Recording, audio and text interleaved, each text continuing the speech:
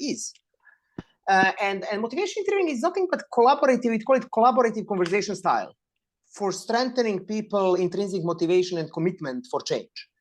We can also say that the motivational interviewing is kind of a collaborative, client-centered conversation style for resolving ambivalence about the change. Now the topic of the ambivalence is kind of central topic in motivational interviewing, because whenever you have a change, you have also ambivalence about that change.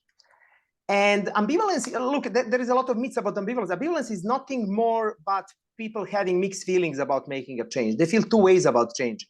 They have the reasons for, they have the reasons against.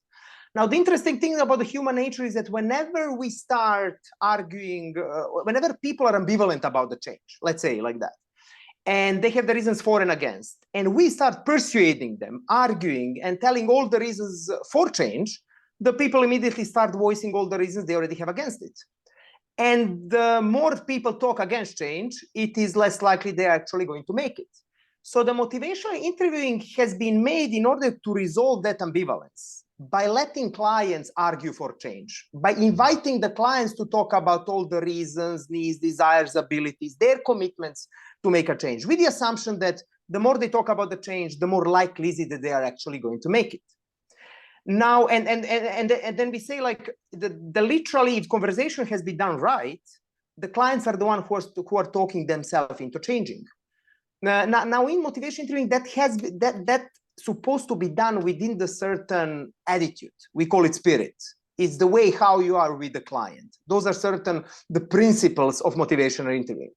And we say the first part of definition, it's a collaborative, client-centered, which means that client is not just a passive recipient of the coach wisdom, but the active participant in his own journey. You know, the client chooses what he wants to do and how he wants to go about it. The client and the coach, they're like making certain alliance there. When the coach has the expertise in his own field, but the client has expertise in his own life, and both they're joining their expertises in order to solve any problem that client potentially has.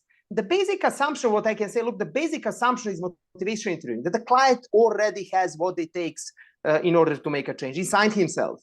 And the coach belief in the client internal capacity to pull the change off.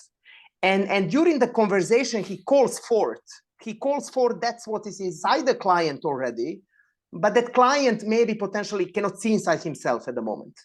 And if the conversation has been done right, the client slowly builds up his intrinsic motivation and also build his confidence that he can actually make the change happen. So just to conclude, if in one sentence you can describe the traditional coaching would be like, I have what you lack and I'll give it to you. Motivation interviewing style would be, you have what you need and together we'll find it. So it's not like you need to be fixed and I'm the one who's going to do the fixing, but it's more like you have what it takes.